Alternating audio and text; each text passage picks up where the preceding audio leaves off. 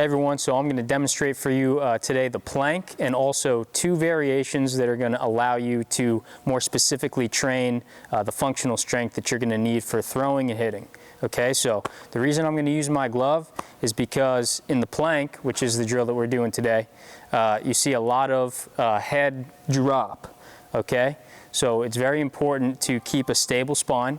Your spine starts at the top of your head and ends right around your hip joint. Okay, so I'm going to show you the plank, and I'm going to put my glove down to emphasize a stable spine from the top of the head all the way down to the hip. Okay.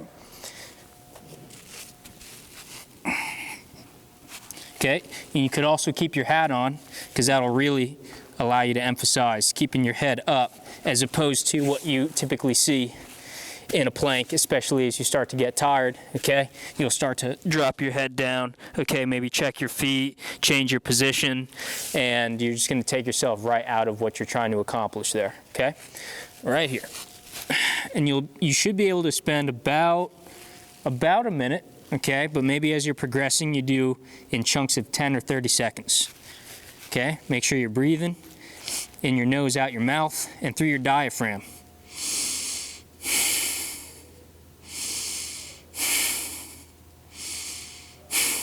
Okay, so that's the general variation that you've seen a lot of, I'm sure. Okay, now I'm going to show you two variations. One with your right hip closer to, I guess, your left, and your left hip closer to your right. Okay, it's a little more rotational.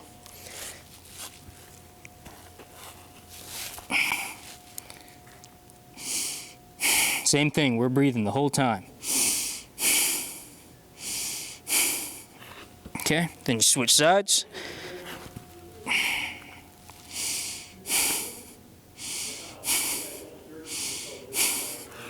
Very good.